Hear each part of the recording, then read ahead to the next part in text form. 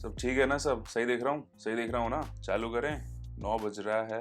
ठीक है यार, पैकअप हो जाएगा जल्दी। ठीक है, थोड़ा लेट हो गया, करते हैं। ओ मैं क्या, hello ji, welcome back to the channel. मेरा नाम है जाहिद अख्तर। आज से हम स्टार्ट कर रहे हैं एक ऐसी सीरीज, इसका वैसे अभी तक नाम नहीं सोचा है, बट इस सीरीज में बात होगी सिर्फ और सिर्फ हेयर से रिलेटेड। आपका हेयर फॉल हो रहा है या हेयर थिन हो रहा है या हेयर लॉस हो रहा है। माइंड यू गाइस, ये तीनों अलग अलग चीजें होती हैं। किसको कौन सा हेयर ट्रीटमेंट लेना चाहिए? मार्केट में बहुत सारे हेयर ग्रोथ सीरम्स आ चुके हैं। रिडेंसिल लगाएं, बायोकैपिल लगाएं, प्रोकैपिल लगाएं, कोपेक्सिल लगाएं, मिनॉक्सिल, फिनेस्ट्राइड, पीआरपी कराएं, क्या करवाएं? इंटरनेट पर जब आप सर्च करने जाएंगे तो इतना इंफॉर्मेशन है कि आप खुद कंफ्यूज हो जाते हैं। एंड बीइंग योर बड़ा भैया, मैंने सोचा कि क्यों ना अपनी पब्लिक की हेल्प की जाए। बहुत ही सिंप्लीफाइड मैनर में मैं आपको चीजें बताऊंगा। क्या चीज सही रहेगी आपके लिए वो बताऊंगा। हो सकता है फ्यूचर में हम किसी डरमैट को भी अपने चैनल पर लेके आए। आज हमारी इस सीरीज का पहला एपिसोड हम शूट कर रहे हैं और आज हम बात करेंगे पीआरपी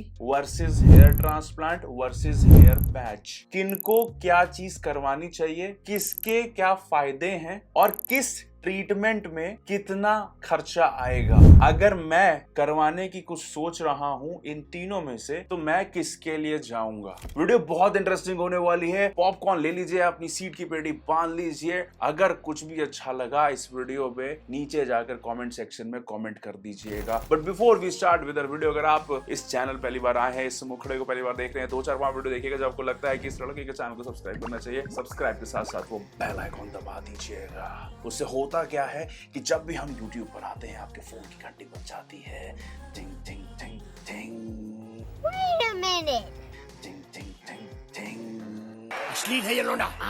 सबसे पहले हम बात करेंगे पीआरपी ट्रीटमेंट के बारे में। पीआरपी यानी प्लेटलेट रिच प्लाज्मा। इस ट्रीटमेंट में क्या किया जाता है? पेशेंट की बॉडी से उसी का खून लिया जाता है, बहुत ज्यादा नहीं, बहुत थोड़ा सा लिया जाता है, और फिर सेंट्रीफिकेशन या चेंट्री या जो भी आप कह लो, सेंट्रीफिकेशन मेथड से, ये वही मेथड है जो बचपन में हमने पढ़ा था, मक्खन और मट्ठे को जब अलग किया जाता है ना, वही वाला मेथड है। सॉलिड और लिक्विड अलग किया जाता है। सिंपल सा आप समझ लो। इन डेप्थ जाना होगा तो फिर हम कभी फ्यूचर में इसके ऊपर in depth in detailed video बनाएंगे। तो इस मेथड से क्या किया जाता है? पेशेंट के ब्लड से प्लेटलेट्स निकाले जाते हैं और फिर वही इंजेक्ट किया जाता है। अगर हिस्ट्री में जाएं तो पीआरपी ट्रीटमेंट जो शुरू हुआ था वो हुआ था आपकी इंजरी को हील करने के लिए। जॉइंट में इंजरी है उसको ठीक करने के लिए, कहीं चोट आ गई, बहुत ज्यादा गहरी चोट है, उसको ठीक करने के लिए। और जब ये सब हो रहा था तो एक चीज नोटिस में आई कि हेयर ग्रोथ दिख रही है उन जगहों पर। और फिर हुआ ये कि पीआरपी को हेयर ट्रीटमेंट में भी यूज किया जाने लगा। अभी बात करते हैं कि पीआरपी की ट्रीटमेंट किसको लेनी चाहिए। अगर आपको हेयर थिनिंग हो रखी है, आपको हेयर फॉल हो रहा है, सीवियर हेयर फॉल हो रहा है, बट आपका भी स्कैल्प दिखना शुरू नहीं हुआ है, बट आपको सब लोग ने ये टोकना शुरू कर दिया है, या फिर आपको खुद को लगना शुरू हो गया है कि यार बाल बहुत थिन हो गए हैं, बाल में वॉल्यूम खत्म हो गया है। प्रैक्टिकल एग्जांपल बता रहा हूं मैं। मेरा इस वक्त जो हेयर टाइप है, मेरे हेयर बचपन से, हमारे बहुत हेयर थिन थे, होता है ना जिनके हेयर स्ट्रेट होते हैं उनके थिन ही होते हैं, बट ओवर लास्ट 14-15 साल हेयर डेंसिटी भी कम होना शुरू हुई है, हेयर थिनिंग हो चुकी है। तो मेरे वाले केस में I will go with PRP treatment. समझ गए जी? ये पीआरपी आखिर करता क्या है? पीआरपी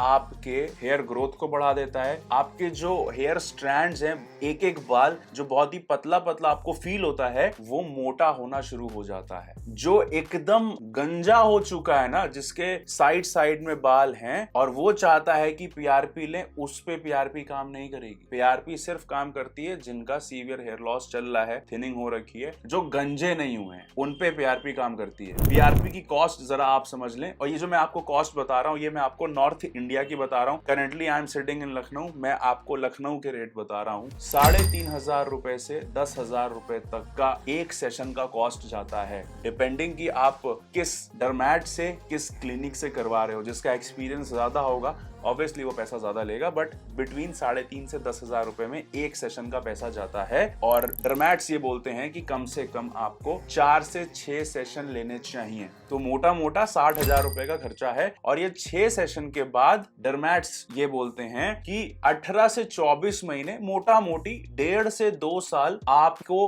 वो हेयर ग्रोथ दिखेगी और 1.5 से 2 साल बाद यू विल सी कि आपके बाल फिर से वैसे ही झड़ रहे हैं जो कि 2 साल पहले ट्रीटमेंट से पहले झड़ रहे थे।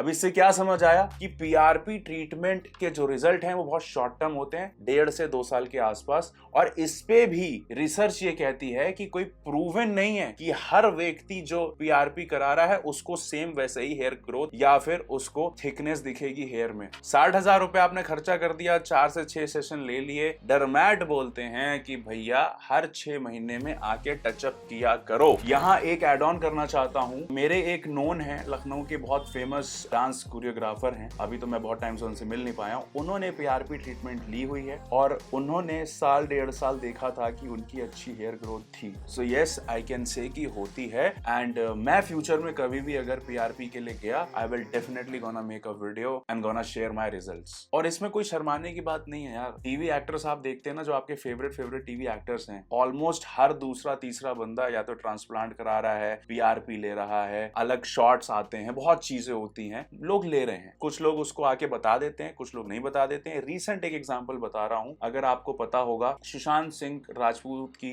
एक्स गर्लफ्रेंड अंकिता लोखंडे जो विकी के साथ बिग बॉस में दिखी थी, उन्होंने ये टेलीविजन पे बोला था कि मेरा पीआरपी हो रहा है। जिन्होंने बिग बॉस का वो सीजन देखा होगा उनको याद होगा कि बीच में एक बार पूरे घर वाले थे कि भाई इनको क्यों जाने दिया जा रहा है बार बार। तो हम अभी विकी के बारे में बात करेंगे आगे। इसके अलावा एक एक्टर और हैं, वो मैं यहाँ फोटो उनकी डाल दूंगा, मेरे को भी उनका नाम नहीं याद आ रहा है, तो उन्होंने भी ली हुई है। तो इसमें आपको कोई शर्माने की घबराने की बात नहीं है। इनफैक्ट इंडिया के बहुत अच्छे पॉपुलर, आप शायद उन इन्फ्लुएंसर्स को, यूट्यूबर्स को, कंटेंट क्रिएटर्स को जानते होंगे, वो भी पीआरपी लेते हैं। आई होप कि आपको पीआरपी समझ आ गया होगा। अभी जरा हेयर ट्रांसप्लांट के बारे में बात करते हैं, किसको लेना चाहिए। सबसे पहले तो आपको ये समझना पड़ेगा, अगर आपकी हेयर लाइन बहुत ज्यादा पीछे खिंच गई है, माथा जैसे फॉर एग्जांपल मेरी भी हेयर लाइन पीछे है, बट ये है अगर मेरी यहां तक, मतलब इतना चौड़ा माथा हो गया, मेरे सर पे बाल बस पीछे को थोड़े से बचे हैं, मैं उस केस में लूंगा और मैं बोलूंगा लोगों को लेनी चाहिए। दूसरा, अगर आपका पूरा क्राउन एरिया खत्म है, वहां बाल ही नहीं बचे, तो पीआरपी से वो नहीं आएंगे। You have to go under hair transplant surgery. और तीसरे, वो लोग जिनके सर पे बीच में कहीं बाल ही नहीं है, जैसे अनुपम खेर साहब हो गए,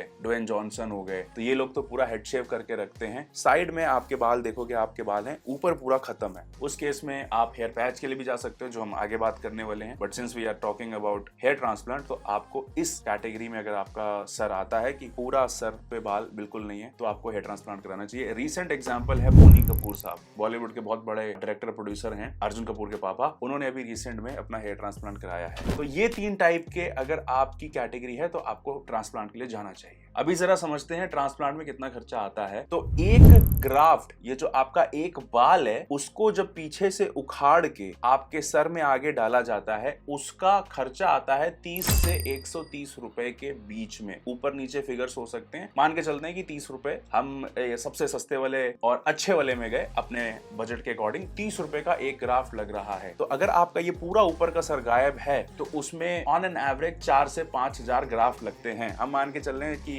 आप 4,000 ग्राफ्ट लगवा रहे हैं, मोटा मोटा 1,20,000 आपका खर्चा आएगा। बहुत सारे क्लिनिक्स क्या करते हैं, ट्रांसप्लांट के बाद वो रिकमेंड करते हैं और वो बोलते हैं कि पीआरपी भी साथ में करवा लो ताकि हेयर ग्रोथ तेजी से दिखेगी, तो आपका पीआरपी का भी खर्चा आएगा। इसके साथ साथ बहुत सारे डर्मैट्स बोलते हैं कि मिनॉक्सिडिल भी आपको लगाना पड़ेगा, तो मिनॉक्सिडिल का एक एडिशनल खर्चा और आप पकड़ लें। रीसेंट एक एग्जांपल आप सबके सामने था, एल्विश यादव ने अपने सर पे कुछ 1700 से 2000 के आसपास हेयर ग्राफ्ट लगवाए थे, क्योंकि उस बंदे का आगे का हेयर लाइन उसको लग रहा था कि भाई पीछे जा चुकी है और अब मैं एक्टिंग कर रहा हूं तो मेरे को चाहिए। और बहुत सारे एक्टर्स अपना हेयर ग्राफ्ट लगा के अपनी हेयर लाइन ठीक कर देते हैं। और ये जो हमने प्राइस की बात करी ना, ये हमने हिंदुस्तान की बात करी है। हमारे इंडिया के बाहर आप कहीं से भी हेयर ट्रांसप्लांट कराओगे, वो 5 से 6 गुना महंगा ही पड़ता है। एक एग्जाम्पल बताता हूँ, टर्की बहुत फेमस है हेयर ट्रांसप्लांट के लिए। एक यूट्यूबर है, फैशन ग्रूमिंग का कंटेंट बनाता है, ब्रेट मैवरिक, उस बंदे ने अपना हेयर ट्रांसप्लांट, उसने भी अपनी हेयरलाइन सही करवाई थी। उसके ऊपर बाल थे बट उसकी हेयरलाइन बहुत पीछे थी, उसके टेंपल एरिया एरिया था। जैसे मेरे साइड में आप देखोगे तो मेरा टेम्पल एरिया विजिबल है। मेजरली लड़कों का जब मेल पैटर्न बॉल्डनेस स्टार्ट होती है तो उनके टेम्पल एरिया विजिबल हो जाते हैं। तो उसने अपना टेम्पल एरिया और आगे की हेयरलाइन सही करवाई थी, तो उसके लिए वो टर्की गया था। एक एग्जाम्पल और पकड़ते हैं, हमारे हिंदुस्तान के सबसे चहीते एक्टर सलमान खान। उनके हेयर ट्रांसप्लांट को लेकर सब यही सोचते हैं कि भाई इस शख्स ने कहां से कराया है ये हेयर ट्रांसप्लांट, इतनी अच्छी ग्रोथ, इतनी नेचुरल हेयर लाइन। बट उन्होंने कभी ये चीज कहीं पे बताई नहीं कि किस डॉक्टर से, किस क्लिनिक में, किस कंट्री में करवाया। उन्होंने विदेश में ही। एक बात मैं आपको और बताना चाहता हूँ यार, हर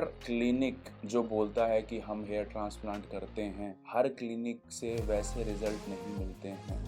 ऑल्सो एक चीज का आपको ध्यान देना पड़ेगा और अपने डॉक्टर से पूछना पड़ेगा, क्या तुम मेरी नेचुरल हेयरलाइन बना पाओगे। बहुत सारे ना आर्टिस्ट होते हैं डॉक्टर्स, तो बहुत नेचुरल हेयरलाइन बना देते हैं। एक हमारे जानने वाले थिएटर में थे, तो उन्होंने अपना हेयर ट्रांसप्लांट कराया था। उन्होंने शायद 90,000 1 लाख रुपए दिए थे। लखनऊ में उन्होंने कराया था, बहुत ही नोन क्लिनिक है लखनऊ का। बट उनको वैसा कुछ रिजल्ट मिला ही नहीं। उनके सर पे आज भी बाल नहीं है। मतलब ऐसे हेयर ट्रांसप्लांट का क्या फायदा कि बाल बस यहीं दिख रहे हैं, ये इतना माथा खाली है। और उन्होंने PRP, मिनॉक्सिडिल, हर चीज उन्हें बोली गई थी। तो आपको समझना पड़ेगा कि कौन सा सही है, कौन सा गलत है। अभी जरा बात करते हैं हेयर पैचेस के बारे में। नॉन सर्जिकल हेयर ट्रीटमेंट, जिसमें तो कोई डर ही नहीं है। बहुत लोगों को होता है ना कि भाई ट्रांसप्लांट कराएंगे, हमारे ब्रेन में दिक्कत हो जाएगी, सर में दिक्कत हो जाएगी, इंजरी हो जाएगी, साइड इफेक्ट होंगे। PRP को भी लेके बोलते हैं, क्योंकि PRP में भी इंजेक्शन डाले जाते हैं सर हमारे स्कैल्प में। बट हेयर पैचेस में कोई दिक्कत नहीं है। लेकिन हेयर पैचेस आपको मार्केट में 2,000 से स्टार्ट हो जाएंगे मिलना, फिर 20,000, 25, 50 लाख, फिर तो उसकी कोई गिनती नहीं है। और हेयर पैचेस में जो बाल होते हैं वो असली इंसान के ही होते हैं। लेकिन जो आप सस्ते हेयर पैचेस लेते हो उसमें कोई गारंटी नहीं है कि वो एक्चुअल में बाल हैं। तो किसके बाल हैं, हेयर की क्वालिटी कैसी है, उसमें वो जो काला काला आपको दिख रहा है, क्या वो कोई थ्रेड का बाल है, मतलब कोई धागा तो नहीं है, रेशम का तो नहीं है। क्योंकि मैंने सस्ते हेयर पैच वालों को भी देखा है जो देखते ही समझ आ जाता है, अबे इसने क्या लगा लिया है। अगर आप लोग को याद हो तो मेरे पास एक मलिंगा वाला हेयर विग है, वो देख के समझ आ जाता है कि नकली है। बट जो 25-30 हजार वाला लगाते हैं उनका तो कोई देख के बता नहीं सकता। और यहाँ मैं आपसे यही कहना चाहता हूँ कि हेयर पैच के लिए अगर आप सोच रहे हो तो आपको कम से कम 15,000 से ऊपर वाले हेयर पैचेस के लिए जाना चाहिए, जो बहुत नेचुरल दिखते हैं। अब जाहिर सी बात है कि जो शख्स आपको कल तक देख रहा था कि भाई इनके सर पे तो बाल नहीं है, आज अचानक से बाल आ गए, तो जाहिर सी बात है उसको तो पता ही है ना कि आपने कुछ ना कुछ तो कराया है। बट फॉर समवन जिसने आपको पहली बार देखा है, उसको क्या ही पता। बट सस्ते हेयर पैच में पता चल जाता है। और मेन चीज मैटर करती है, वो है आपका हेयर कट। कभी भी अपने हेयर पैच के बाद आपको अपने सारे बाल ना पीछे नहीं करने चाहिए। जैसे अभी जो मेरा हेयर स्टाइल है, आपको स्लिक बैक नहीं करना, नहीं तो उसके आगे का जो धागा होता है ना, वो देख के पता चल जाता है, मतलब समझ आ जाता है कि हेयर पैच इसने लगवाया है। अभी हमने थोड़ी देर पहले अंकिता लोखंडे और विकी की बात करी थी। विकी ने हेयर पैच लगवाया, किसी को नहीं पता था जब तक उसने खुद से नहीं बता दिया था। ठीक है। पारस छाबरा जो आसिम और सिद्धार्थ वाले सीजन में आया था, उसका भी हेयर पैच है। कपिल शर्मा, उनका भी हेयर पैच है। बट समझ नहीं आता लोगों को, क्योंकि क्वालिटी अच्छी है और आप लोग देखेंगे कि उनका हेयर स्टाइल वो ऐसा रखते हैं कि पता नहीं चलता। हेयर पैच 2 तरीके से आते हैं, 2 तरीके से लगाए जाते हैं। पहला जो हेयर पैच होता है उसको लगाने का तरीका ऐसा होता है कि आपके सर पे पूरे बाल आपके हटाए जाते हैं, स्कैल्प क्लीन किया जाता है, उस पे ग्लू लगाया जाता है और आपके सर पर वो पैच चिपका दिया जाता है, जो 7 से 10 दिन तक आराम से अच्छे से टिका रहता है। नहाओ, खुजली करो, कुश्ती करो, कबड्डी करो, कुछ भी करो, नहीं करता। दूसरा एक हेयर पैच आता है जो क्लिप वाला होता है। आपके सर पे चाहे बाल कम है चाहे एकदम नहीं है, क्लिप के द्वारा आप अपने सर पे उस हेयर पैच को लगा सकते हैं। लेकिन वो वाले हेयर पैच को देख के समझ आ जाता है कि भाई इसके नकली बाल हैं। अगर आपका बजट कम है और आपको सरदर्दी नहीं चाहिए इस ट्रीटमेंट के बाद, ये साइड इफेक्ट, वो side effect, I think you should go with hair patches. And with this I rest my case. उम्मीद करता हूँ आपको वीडियो पसंद आई होगी। हेयर से रिलेटेड अगर आपको कंसल्टेंसी चाहिए, आप मेरे को इंस्टा पे DM कर दीजिएगा। पेड कंसल्टेंसी होगी, मैं बैठा हूँ आपकी समस्या का समाधान करने के लिए। या फिर आपको कोई भी अपनी लाइफ में प्रॉब्लम है, यू वांट अ कोचिंग,